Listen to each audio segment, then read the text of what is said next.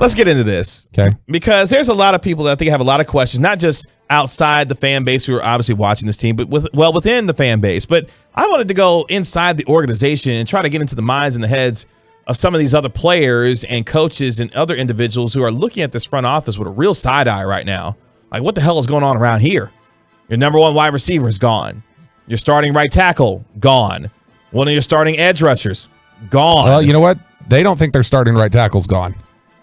I mean, honestly, dead serious. Like, I mean, we can all roll our eyes at it, but to be fair, they feel like they got rid of a backup player today. Your boy was trying to keep us cool, and now you just had me just blow up. No, I'm just telling you.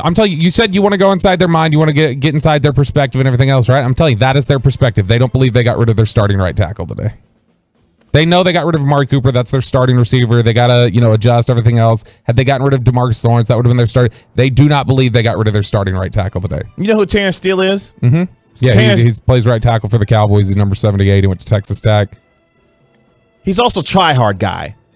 I don't need try-hard guy. I don't need try-hard guy right now. What's the MO of Terence Steele? Hardest worker in the building. Guy, comes early, leaves late.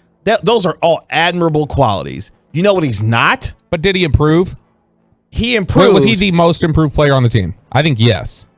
Even if he wasn't great, he was the most improved player on the team, right? I can understand that. So, we see, I think there is something to be said for, and I'm not saying I think Lyle Collins is better, but I am saying I think there's something to be said for that work ethic and those traits that we're talking about. Clearly showed one thing this year, and then if you get another offseason, it's like, okay, so what can he be? What can he project out to be? Maybe he does continue. I think that's what they're banking on, is they look at the projected growth. Here's the thing I'll say about Terence Steele. Try-hard guy. Here's the thing, though. How am I supposed to square trusting this organization to believe in Joe Philbin, whom we saw during a majority of the second half of the year? We were criticizing him to the point where we wanted that dude gone. Mm-hmm. Now you want me to come back in 2022 and retrust Joe Philbin to the point where I'm supposed to have confidence that he can continue to develop Terence Steele? I'm not necessarily here for that.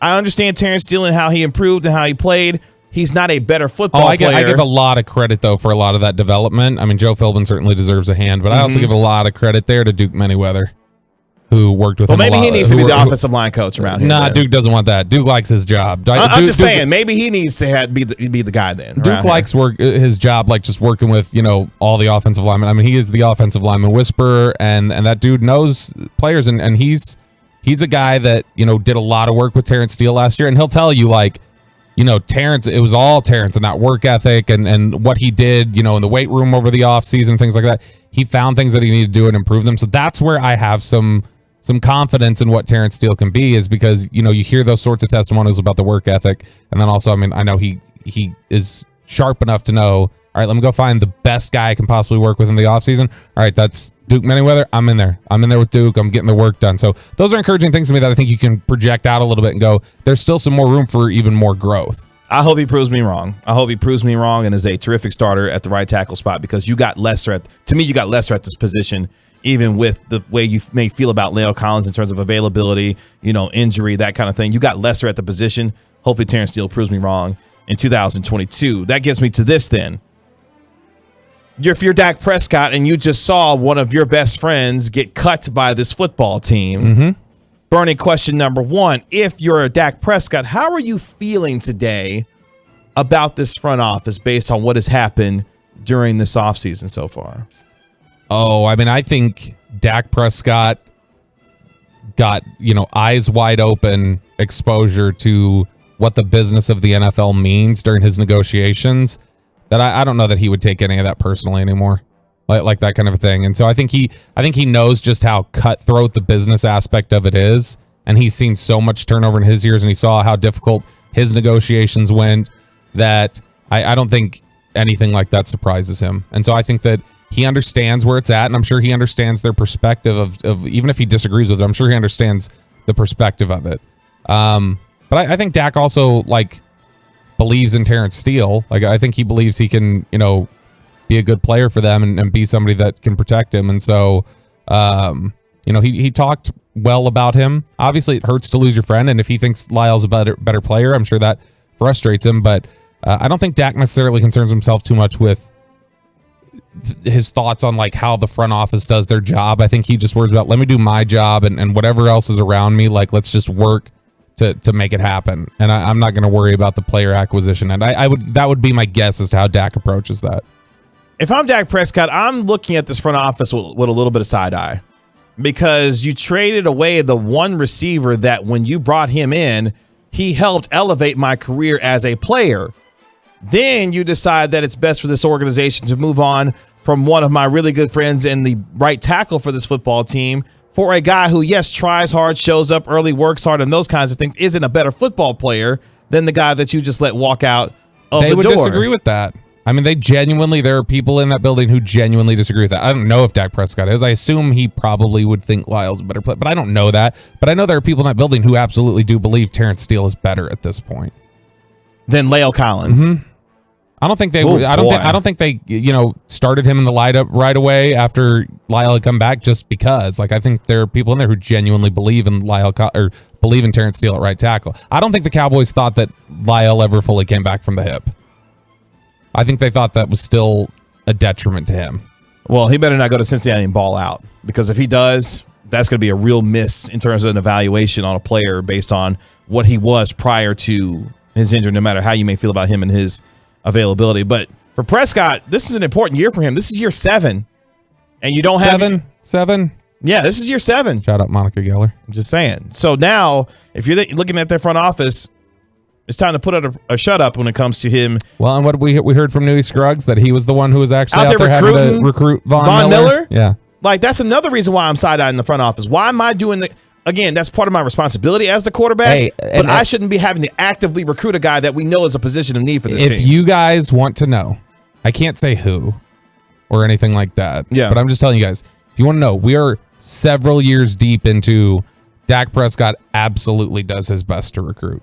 I know that for a fact. Dak does work on the recruiting angle. He's not doing like, the emoji eyes on he's Twitter. Not on social media. He's not doing it. Yeah. He is doing it like, in private circles, like face to face when he's with guys and just saying like, hey man, we're doing something really special over here. But like, I know for a fact, Dak Prescott is one of those guys who absolutely does try to recruit and make things happen. So, I mean, there's only so much that he can do if they're not going to pay or they're not going to get in those.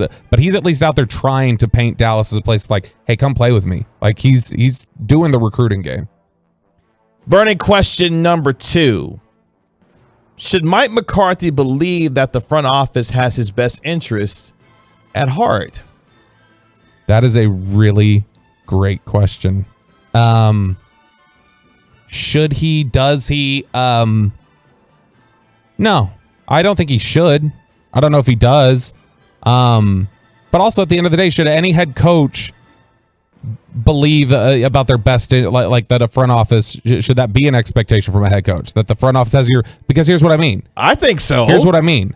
I think that it's more about you need to have, like I think most front offices view it as the head coach needs to have our best interests at heart. Like we hired you to make all this happen. Mm-hmm. And so whatever our financial constraints are, however we're going to build the roster, whatever else, you got to go in there and it's the old buy the groceries. You got to go in there and cook dinner. Here's the food, but you got to cook dinner. And I get sometimes it's like it feels a lot right now like Mike McCarthy's on Chopped and they just were like, here's a pot roast, open up your basket, tube of toothpaste, Crest, 3 carrots, and some chicken broth. Go make chicken salad out of chicken. And that's what they're doing. And so, like, I don't know. I don't think he should, but also I don't know if he would ever expect it to be that way, because I think that job as head coach is like, you go make it work. Whatever we give you, whatever we like, make this happen. Unless you're Bill Belichick, who's in part of the front office. But if you're not making those decisions, it's like you're hired to just go make it work. Like whatever we give you, go make it work. And so I think that I would guess that Mike McCarthy's been around the league long enough that he would be able to, I think, view that in the proper context and say, I think that my job is to make this work. They're not necessarily looking out for me. They want me to go out there and perform regardless. All right, I'll do it. Just kind of like the quarterback needs to probably think that way. Yeah, they took Amari Cooper away. They did this, but they're paying you what they're paying you, and they want you to go make it work. I'm not saying that's right, but I think that's how they view it, and I think the quarterback and the head coach both know that. Because if that is the way that they indeed view it, that to me is extremely flawed, because when I look around the rest of the National Football League, let's just use the Rams, for example.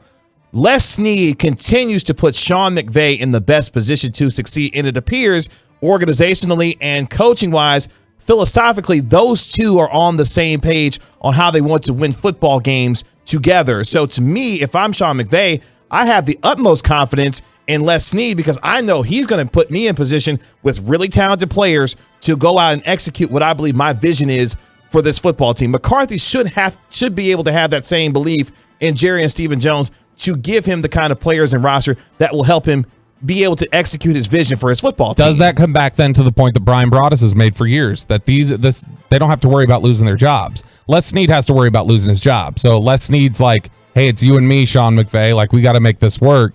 So, I mean, does that come back to the point that Broaddus has always talked about? Like, they don't have to worry about, like, Stephen doesn't have to worry about losing his job. Like, that's his job. Well, if that's the case, they both need to get the hell out. Because if that's the case, then if you are not in fear of losing your job and all your job is to do is to continue to profit and make money while not getting close enough to win a Super Bowl or be in a position to win a Super Bowl, you can get the hell out.